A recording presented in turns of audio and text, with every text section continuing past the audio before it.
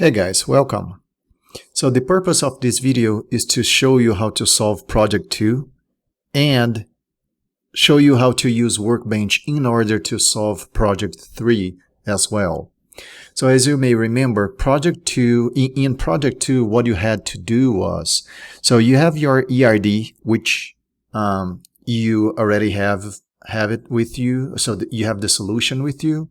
So this is project 1's ERD, right? So we have all these entities here, such as job classification, job, employer, address, person, flight, place of birth, school, major, degree, best buyer membership, credit card, item, retailer, and flight and airport.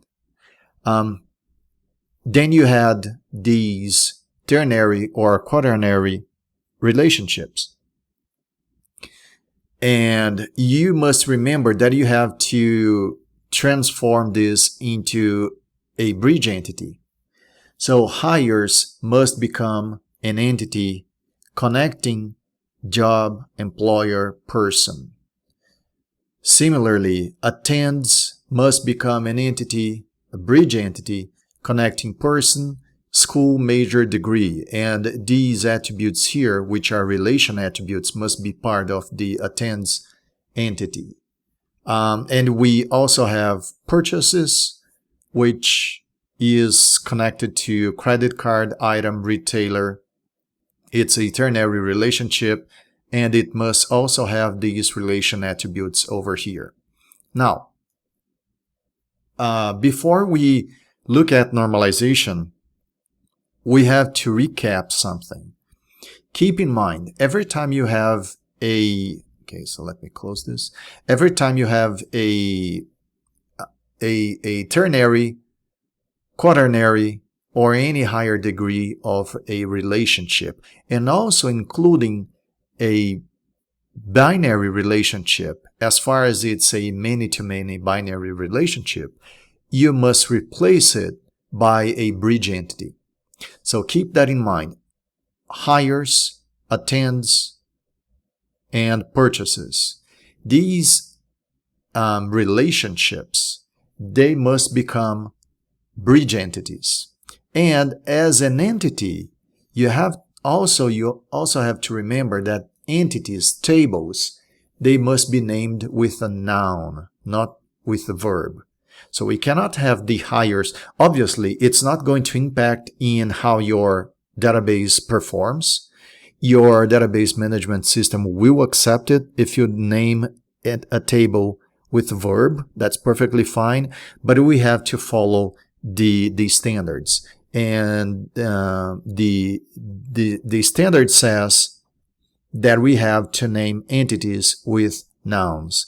So hires must become a noun, attends as well, and similarly purchases. Okay, so that is the very first important detail here. Also, this entity that's been given to, this ERD that's been given to you, basically, it's already normalized. It's already in the third normal form, except for those bridge entities, right? So the way that it's been designed was to avoid partial functional dependencies and also transitive dependencies. So first of all, let's remember that there are two situations in which you can use normalization.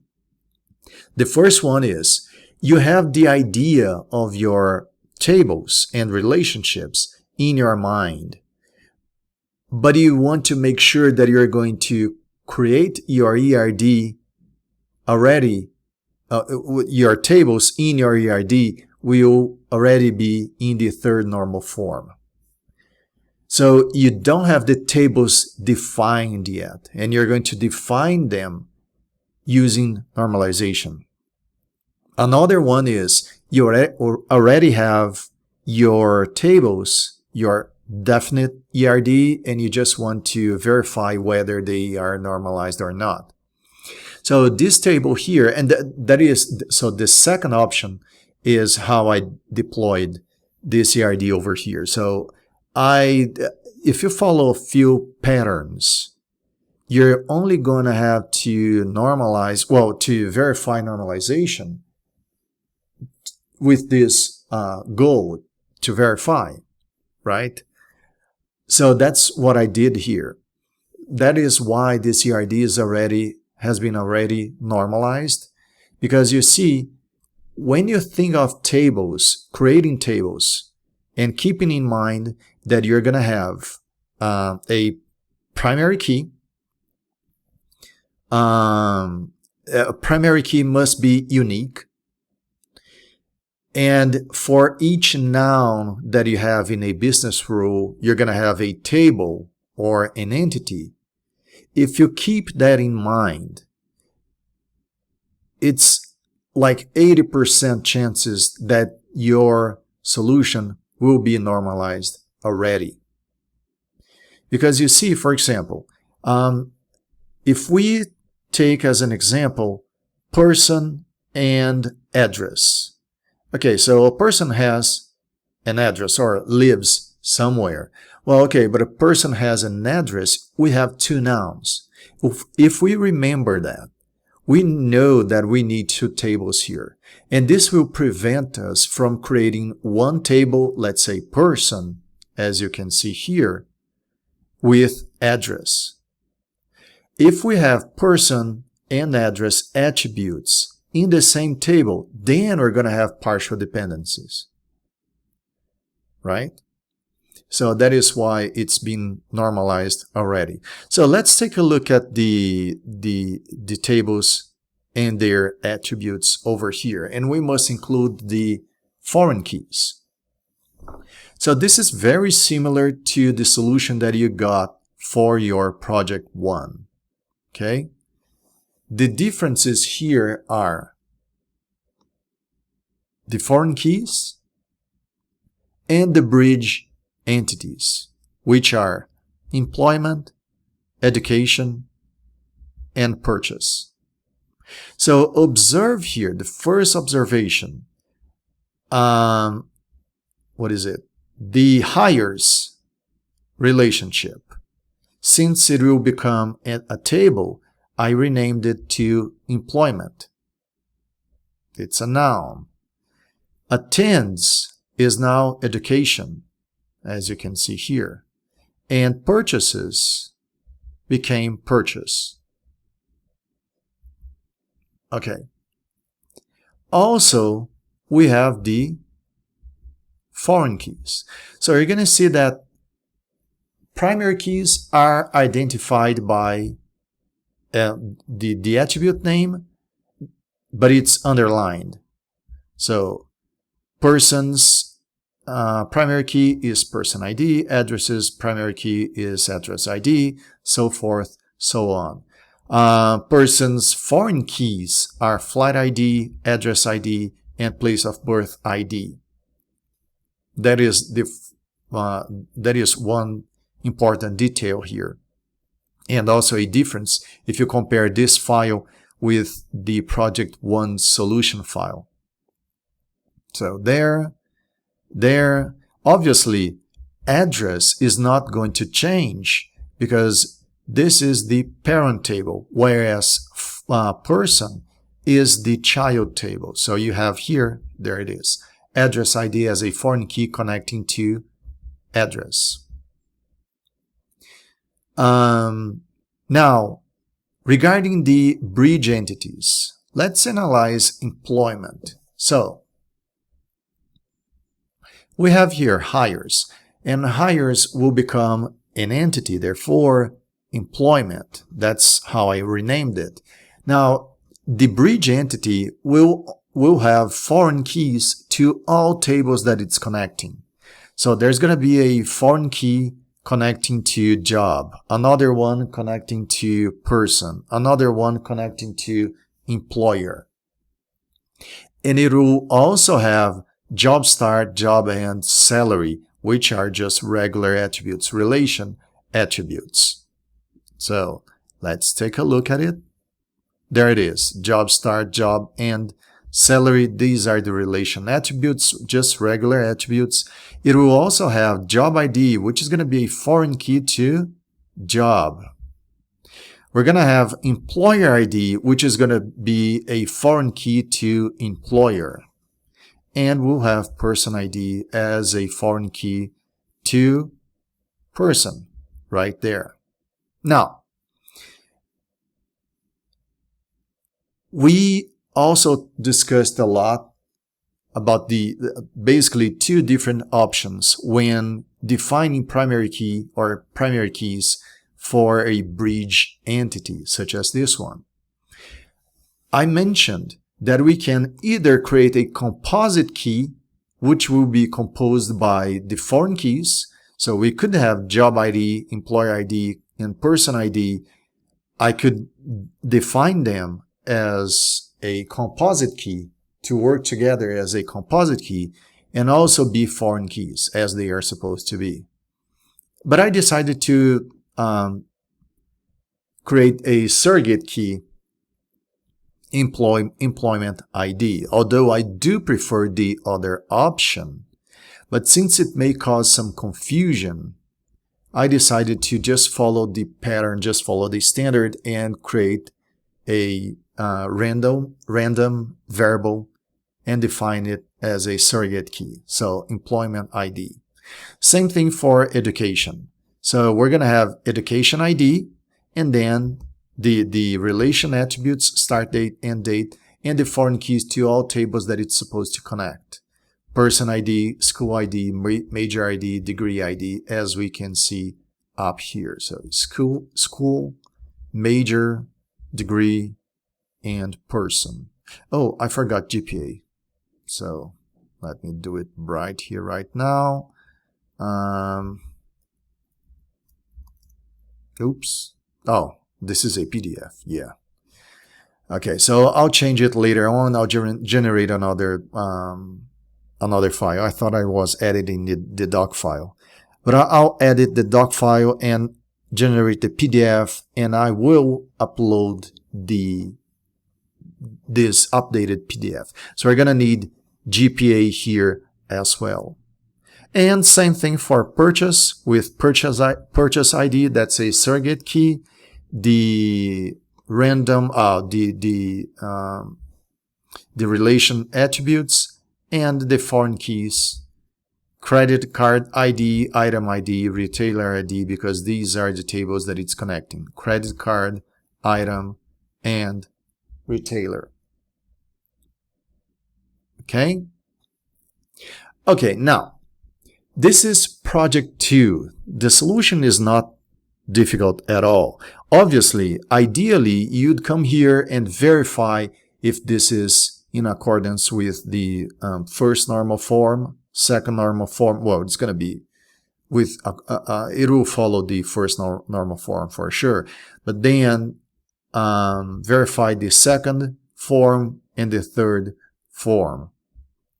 Okay, so, but as you can see, it is all these attributes here: last name, first name, social security number, sex, marital status, date of birth, citizenship, residence, phone, and BS, TS, FF number. Okay, they're all being determined by person ID. They're all associated and determined by person ID. So we have a total functional dependence that is in accordance to the third form. Same thing for the others, and you can go ahead and verify it. Now, moving to project 3, and this is the greatest challenge because obviously you guys are new to MySQL Workbench. Okay, so if you're using Microsoft Access, what are you going to have to do is to create these tables with these attributes and establish the relationships. That is very simple to do if you're using Access, but it's also simple to do if you're using MySQL Workbench.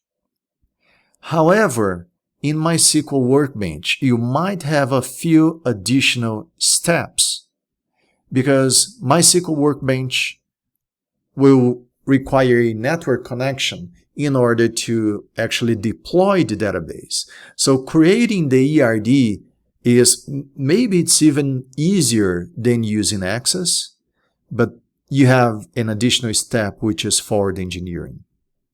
Okay, so this is the final product. Well, obviously, there are, as you know, there are different ways of solving the same problem, but this is in accordance with this ERD over here, considering the bridge entities as we defined here.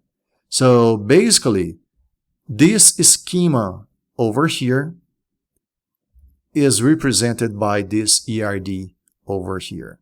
Now, let's take a look at the number of tables that we need. 1, 2, 3, 4, 5, 6, 7, 8, 9, 10, 11, 12, 13, 14, 15, 16, 17, and 18 tables. And that is exactly what you're going to see here. 1, 2, 3, 4, 5, 6, 7, 8, 9, 10, 11, 12, 13, 14, 15, 16, 17, 18. Now, obviously, you got to learn how to create these tables, add attributes, define attribute types, and establish relationships. Now, observe. If you are using Microsoft Access, this video is also important to you because the concepts are the same.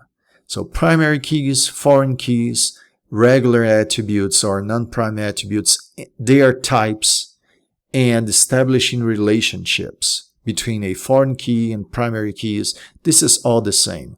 Most importantly, you have the attributes types, and it's, once again, it's the same in Microsoft Access.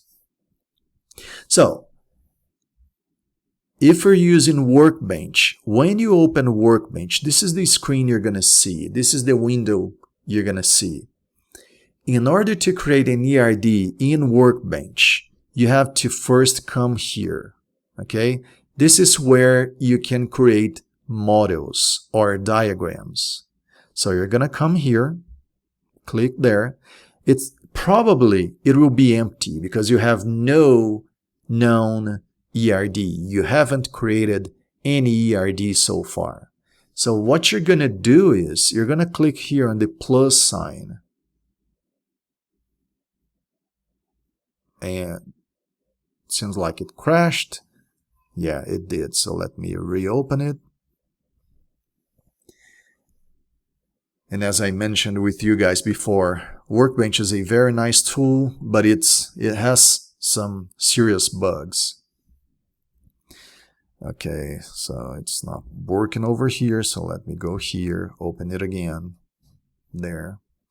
Okay, there we have it. Yeah, so when you come here, you're going to click on Models, the plus sign, and this is what you're going to see. I already showed you guys this, but let's record it. Let's leave it here, record it. First thing that you need to do is double click your database name. Change it to, double click on the MyDB database name and change it to your database name, okay? This is very important. Once you do this, then you're going to scroll up over here and double click on Add Diagram. So it's empty over here. You're going to have to start creating the tables from scratch. Please don't forget to save your file, okay, your project file. And when you save it, it's going to save as a MWB file, which stands for MySQL Workbench. Okay? Okay, so since you need 18 tables, you have different options. For example, you can click here, place a table here, click here, place another one here, and start adding tables until you have your 18 tables. Okay? So let me go back to our schema over here, and let's just start it with person. So let's follow the sequence that we have here. So we have person. What I'm going to do is, going back to Workbench now, I will double click this table here and rename it to person. Okay, there it is. Now, something that is very important, all database management systems, well, not all, but most of them are case sensitive. So if you create a table called person with a capital P, make sure that when you're writing a SQL statement, you use the capital P for person. Okay, so I defined the table name here. Now, this is where I will define the attributes. So let's take a look at the attributes that we need. We're going to have person ID as a primary key. Okay, so I'll go here, person ID. There it is. Now, this is very, very important. Okay, very important. And it doesn't matter which database management system you're going to use, MySQL, Access, Postgres, whatever it is, Microsoft SQL Server, whatever it is, this is all the same. Okay, so first of all, since we're using a relational database, each entity must have a primary key. So that is why it's already checked both these boxes, check boxes over here. PK stands for primary key, and NN stands for not null. Since it's the first attribute, Workbench assumes this is your primary key. That is why it automatically checks both check boxes. Okay, if this is not going to be your primary key, you're going to create another attribute and define it as a primary key. That's perfectly fine. You can simply uncheck it here. But no, that's right. This is my primary key. Observe that when I check primary key, it automatically checks none, not null. That is because a primary key must be unique and cannot be empty.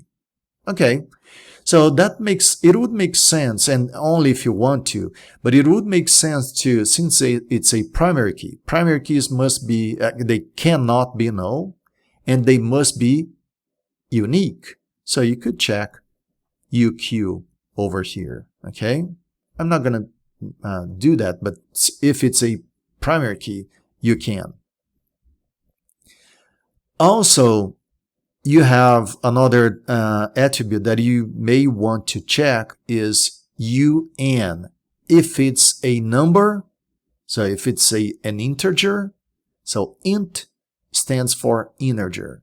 So if it's an integer, if it's a number, that you're positive that it's going to be a positive number, so you should check unsigned. Unsigned means it won't have a sign, meaning you cannot differentiate negative and positive. So every number will be positive. And AI stands for auto increment. And this is something that you also want to check if you're talking about a primary key. So remember, a surrogate key is an attribute that you're creating with one simple objective, which is use it as a unique value. If it's going to be a unique value, you want to check auto increment because you don't want to remember, hey, I'm going to add a new record. But to add a new record, I have to inform the surrogate key value, the primary key value. So it's got to be unique, so I cannot just guess. Okay, I'm going to define person ID with number 20. Well, what if there is another record with a person ID 20? So you don't want, okay, now I'm going to have to go there and check whether 20 is available or not. So you don't want to do that. That is why you check auto increment, because actually you don't have to bother about it. Okay, the database will check what is the next available value for that attribute over there, that primary key over there.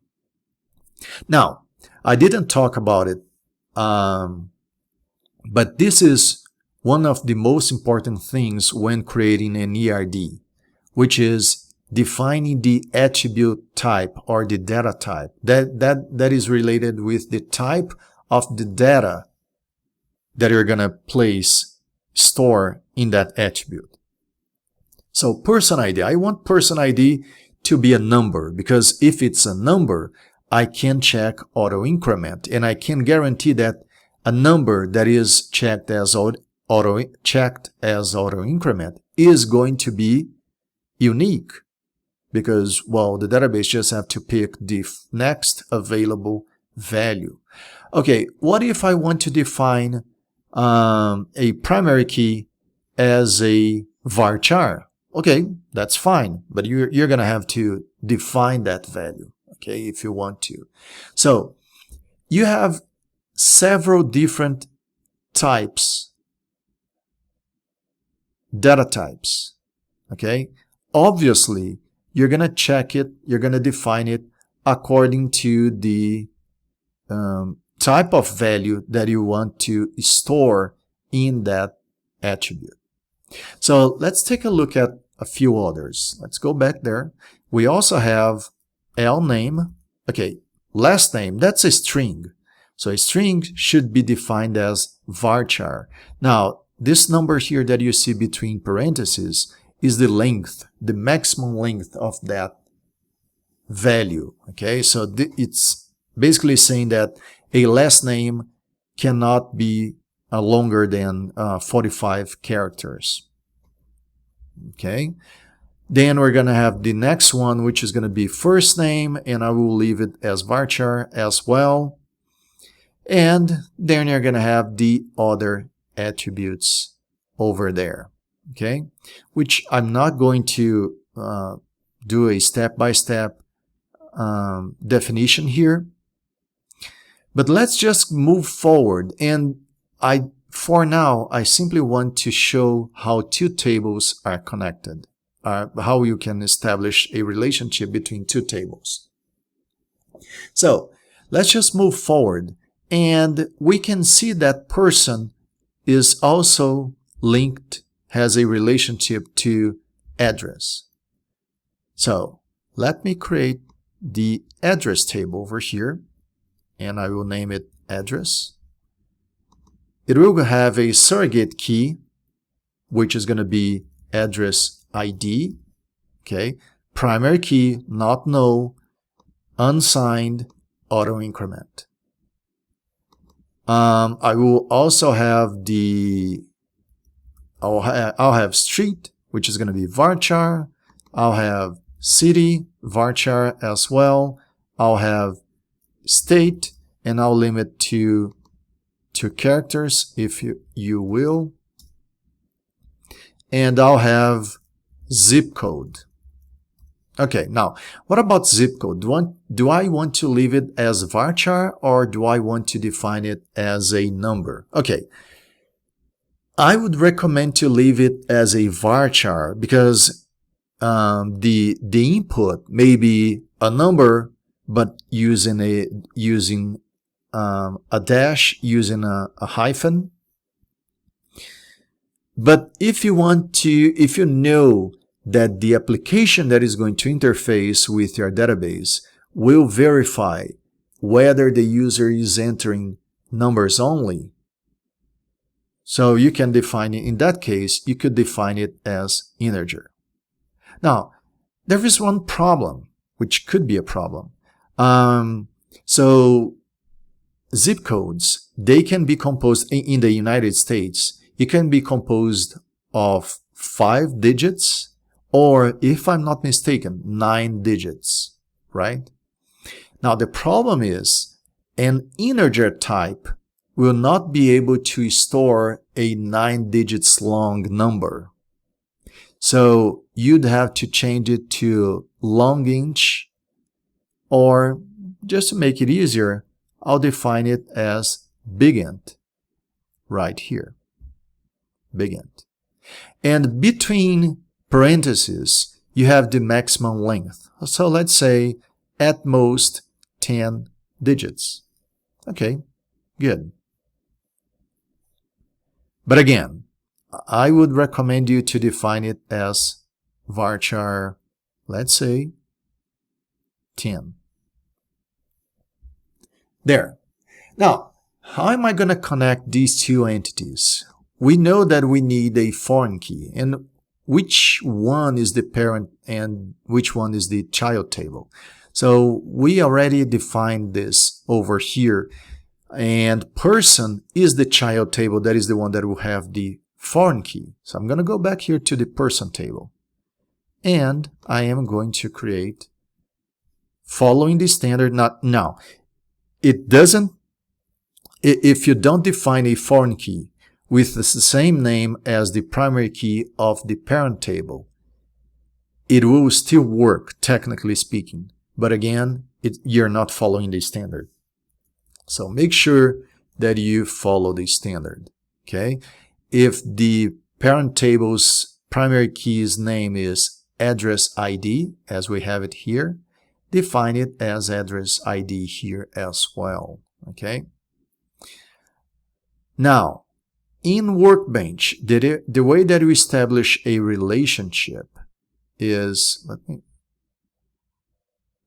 scroll this down, is you go here, and this is important. Maybe if your screen is not too, if your application window is not big enough, it is not going to show the tool that you need here on the left sidebar.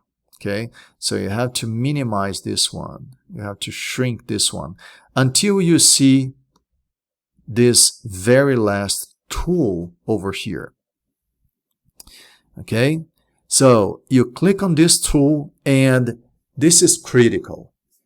You have to first click on the foreign key attribute. It's not on the table that has the foreign key. It's not simply on the child table. It's on the foreign key attribute. Also, it's not on the primary key attribute. So the foreign key attribute is address ID over here. I'm not going to click on the person table, which is the child table. I have to click on the foreign key attribute. So here, click here. Oh, geez. Let's go there again. So click here, and then I'm going to come here and click on the primary key of the parent table's primary key, like that. Okay, so there it is. The relationship has been established. Okay, so now I'm going to close this. And I am going to go back to my full ERD. And let's take a look at these. Let's analyze all these tables and relationships that we have over here. Okay, first of all, going back here, and it's easier if I go back to the ERD itself. First, we have job classification, job classification linked, connected to job. There, job classification, job. I've created these two tables. Now, observe that when I scroll my cursor over a relationship link, it will show the attributes that are involved in that relationship. So we can see here that job class over here in job is the foreign key connecting to job classification's primary key. There, it's showing how that relationship has been established. This is a very resourceful tool, because you can not only identify the attributes that are being used in that relationship, but also their types, the attribute types. For example, I can see that job class ID here, which is highlighted now, its data type is int, which matches job class ID over here. It's also int. Now, this is very, very critical. If foreign key and primary key data types do not match, your ERD is not going to work. So graphically, visually speaking, it seems correct, but when you try to translate it into a schema and finally deploy it as a database, it won't work. That is the very first important detail. Another very important detail here, I'm going to double click on the parent table, which is job classification. Observe that the primary key job class ID has been defined. It is unique. Okay. Auto increment, it's a primary key and it's not null. Now, what is most important here in this situation to verify a relationship is the unsigned checkbox, because the other ones are not actually related to its type, right? They're not related to the attributes content, because primary key is a definition in order to establish a relationship and guarantee that values are not repeating and are not null. Okay, not null, well, that's associated with primary key. And auto increment is just a resource that we make use from a database management system to help us out. Now, unsigned, this is associated with the actual data, the content of the variable, the actual data. Because if I define an attribute as unsigned, I'm saying that there will be no sign. You only have positive values. The child table, the foreign key attribute belonging to the child table must match. So job class ID over here must match in its data type, int, and it must match in regards to the content, unsigned. Because if I don't check unsigned here, I'm saying that this attribute may have the value, let's say, -20. And it actually can't, because there is no -20 here in job classification's job class ID. There won't be a match. Okay, so we're going to have a mismatch there. So this is very, very important. Okay, the very first really important detail when establishing a relationship in an ERD using Workbench.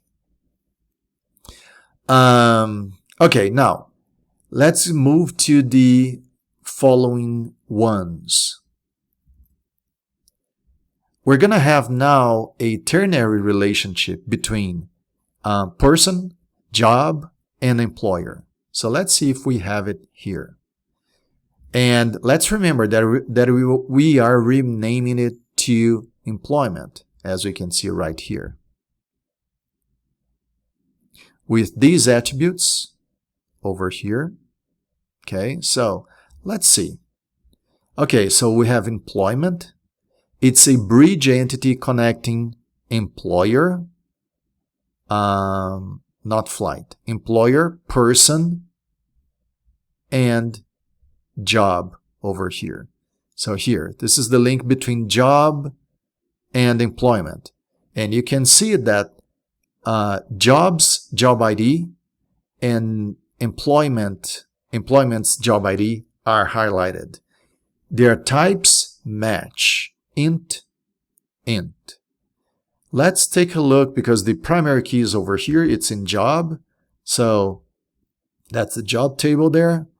And it's unsigned. So I have to make sure that in employment, Job ID over here is going to be the foreign key. It must be unsigned. Okay, that seems correct. Same thing for employment and employer. Okay, so if I scroll the cursor over the relationship link here, it's highlighting to me that we have employer ID, employment employer ID attribute as a foreign key connecting to employer's employer ID primary key. Okay? And similarly, if we analyze the relationship between employment and person, same idea. Now, a few other attributes that are that we have to take a look at in the employment table. So this is the employment table and its attributes. Again, surrogate key, integer, job ID is integer because it must match with the primary key of job over here. Employer ID, integer to match employer's employer ID, integer. And same thing for person ID, a foreign key to person. Okay, now observe that job start and job end are defined as date. The data type that you see here is date. Okay? In case you want to define it as a string, as a varchar, can you? Yes, you can. The problem is, if you do that, you won't be able to use some built-in functions that know how to treat dates. Now, also another very interesting variable attribute here, which is salary. I can't define salary as integer. Okay? For one very specific reason. Well, it's not an integer, right? So I could define it, ideally, you're going to define it as decimal. You could define it as varchar, but once again, if you do that, you won't be able to explore the content as a number. So you couldn't, for example, check, hey, I want to see all everybody that has salary higher than $50,000 a year. Okay, so you can define it as decimal, because if you define it as decimal, it will support integer positions and decimals as well. Now, these two numbers that you see separated by a comma between parentheses, that is because the first number on the left of that comma, that is the total number of digits. It doesn't matter whether it's integer or decimal. And on the right of the comma, you have the number of decimals. So what I'm saying here is that salary has 2 decimals and in total 10 digits, which means that it can have up to 8 integer digits. Now, what if I define a salary as without any decimals? Can I have 10 integer digits? No, you can't. No, you can't. Okay? So the number of integer digits will be always this number. The maximum will be always this number minus this one. Okay? Okay, nice. Now, what about the next relationships? Let's go down here to person and flight. So this is pretty easy. So person and flight, just a binary relationship here. In this case, person is the child table and flight is the parent table. So as you can see here, flight ID over here is the primary key, whereas flight ID here in person is the foreign key. And we will also have the binary relationship between flight and airport. Now, let's remember, we are, according to our ERD, where is it? Over here. We're establishing two relationships. One is flies to, the other one is flies from. And that's what we have here. So observe that I don't have in flight, I don't have the flies to and flies from, or flies to airport and flies from airport attributes. I don't have two separate attributes. I have only one. Okay? So, I have airport, which is the parent table, and flight, which is the child table. Obviously, you can, instead of creating two relationships, create just one relationship and have the destination airport and source airport, for example, here in the flight table. So, another interesting attribute type that we have here in person, let's take a look at it, is enum. Where is it? Where is it? Here. Sex. An interesting variable is enum, which stands for enumerate. You can define this data type in order to say, hey, these are the possible values. If it's anything different from these possible values here from this list, out of this list, I'm not accepting it. So for sex, I can only accept, well, in this situation, as defined here, I can only accept M for male and F for female. There it is. It's important to realize that the options must come between single quotes, and there's gotta be a space after the comma. Can I only have two options? No, you can have as many options as you want. So I could come here and add others. Okay. So you can have as many options as you want. There. Okay. What's next? So we've done all this over here. We've covered this. We also have place of birth, and it's right here between person and place of birth. If I scroll the cursor over the relationship link here, we can see that person's pub ID is a foreign link to a foreign key to place of birth's pub ID. Okay, same thing. Another very important thing, and we're going to see that when we have an attribute such as date. So let me double click it here. Do I have date here? Yes, I do. Date of birth. It's defined as date. I will cover this, but let me just show it very briefly. When you're entering a value for a date data type, the format must be year-month-day. It's not month-day-year, and it's not slash. It's dash. Okay, so year with 4 digits, dash month with 1 or 2 digits, dash day with 1 or 2 digits.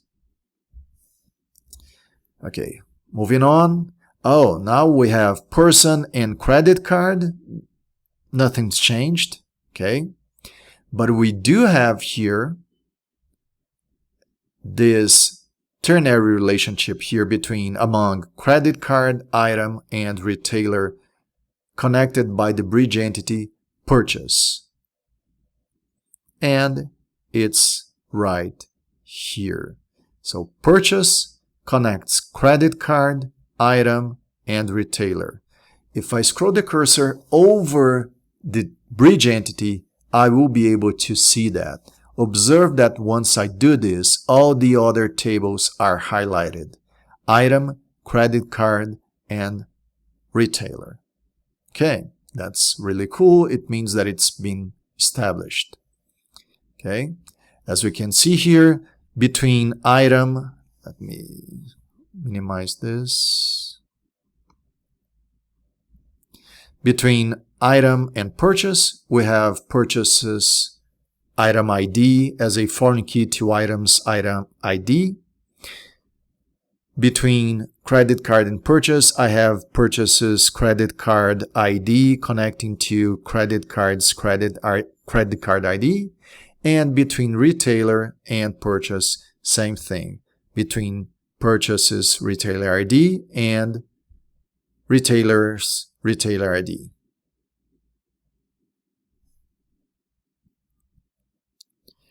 And I also have a relationship between retailer and address. So observe that address is being used by both person and retailer. We can see here that we're not creating person address and retailer address. Okay? If I have one entity, which is address, I use that same entity for any other entity that requires that same type of data. Now, the last one, the quaternary relationship, which is education. It's a bridge entity to connect person, degree, major, and school, as we can see right here.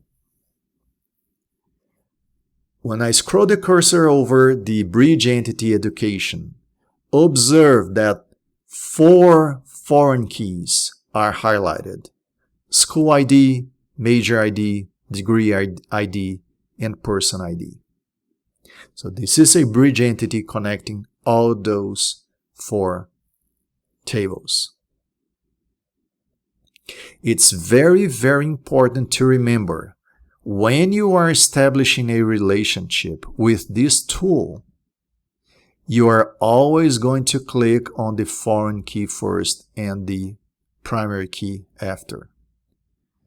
So, if I have education, which is a bridge entity, and it has 4 foreign keys, I'm going to click here, click on, for example, school ID here, then school ID here.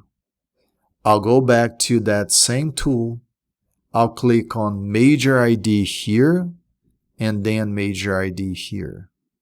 I'll go back to that tool, click on degree ID here, and then degree ID here.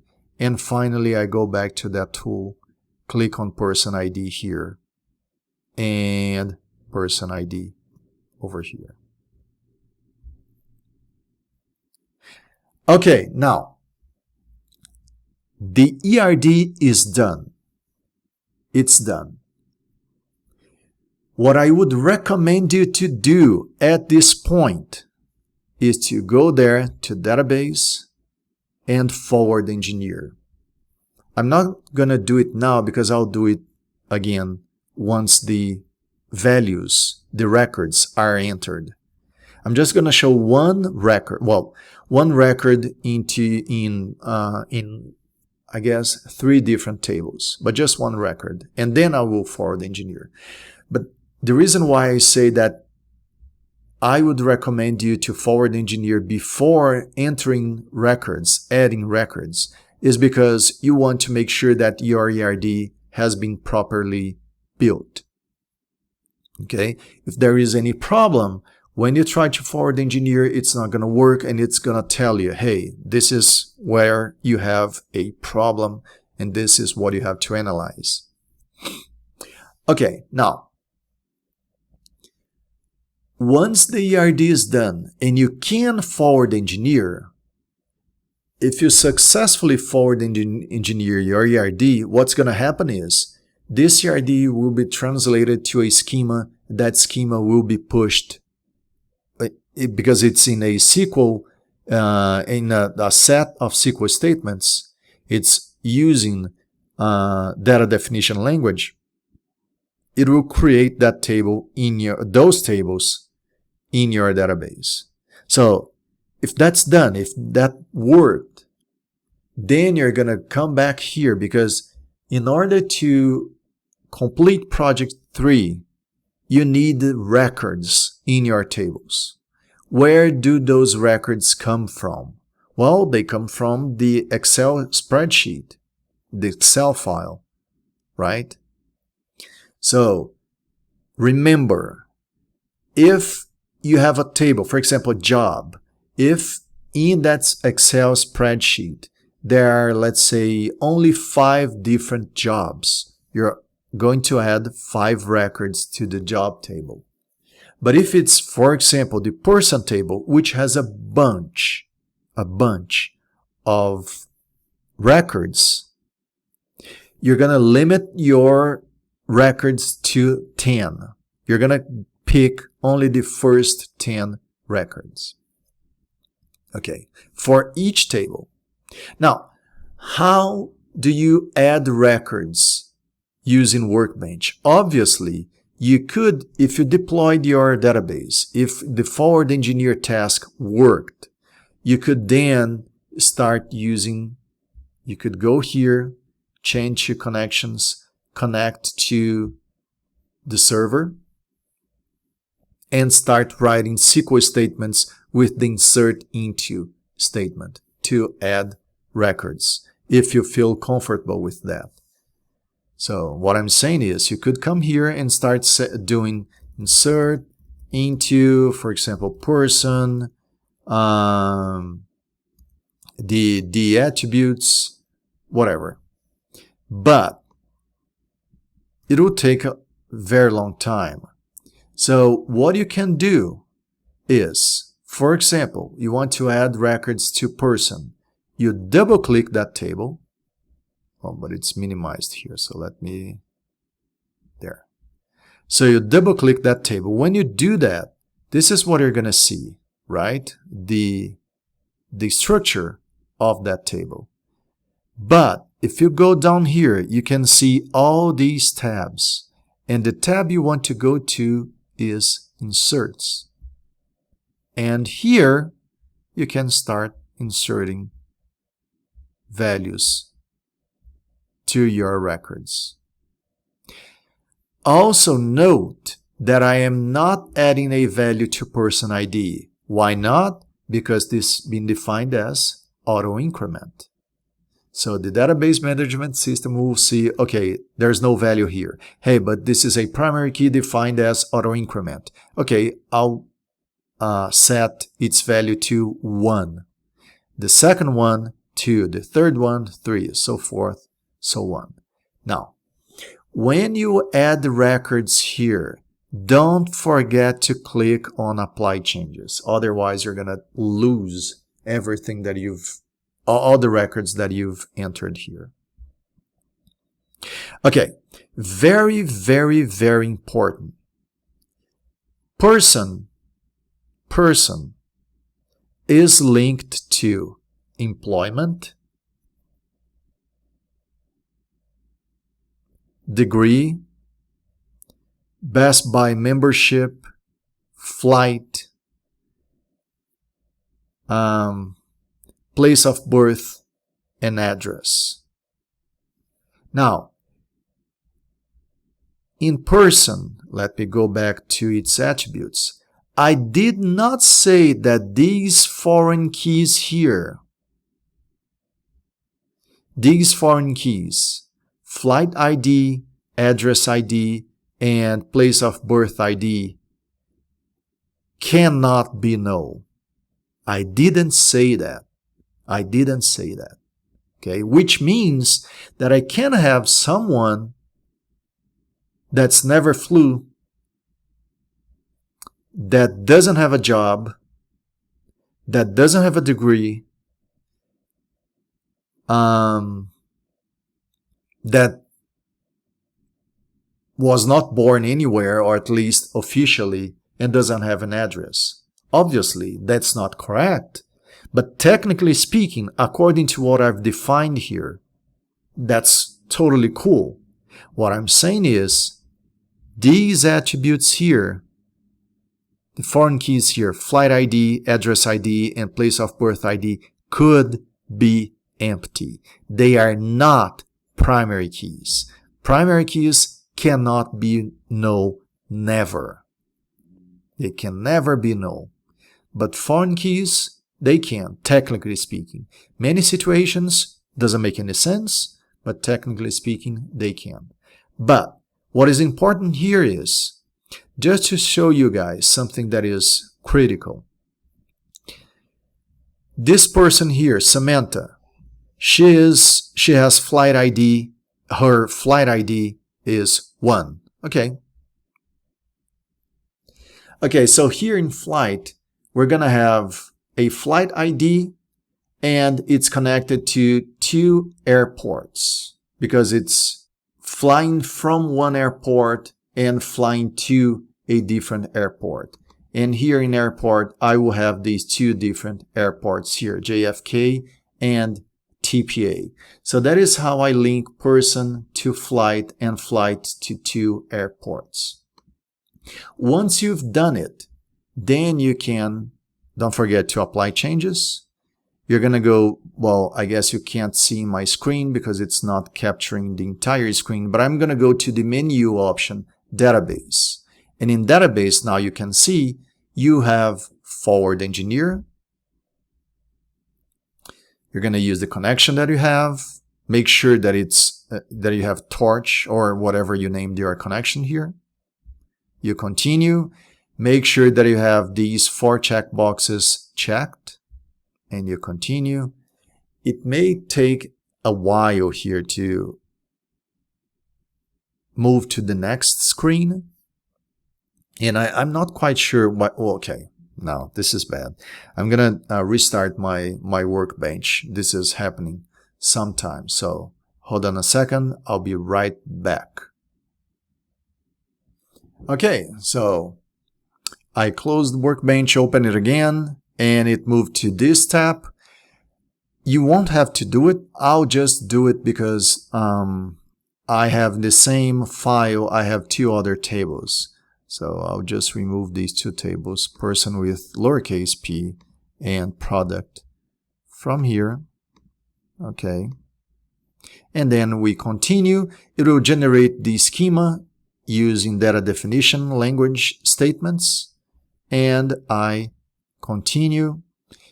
If everything was let me bring this screen down here. If everything was properly defined, if your ERD works perfectly, and there is no mismatch in regards to the data that you entered in the inserts table according to the data types that you defined, this is what you see right here. Forward engineer finished successfully. Okay, so I close it. How do I see whether it's actually working or not? I'm going to go to my home button here, go to my connections, and connect to my database.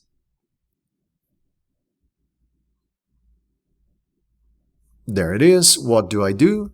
I show tables. My tables should be there. They are there. We can even count 1, 2, 3, 4, 5, 6, 7, 8, 9, 10, 11, 12, 13, 14, 15, 16, 17, and 18. What if I do select asterisk from person? I must see that record that I added there, which is right here. Okay, so this is what you have to do for project 3, and you also saw how to create your schema according to the 3rd normal form. I hope this video is helpful. I hope you enjoyed it. Thank you very much.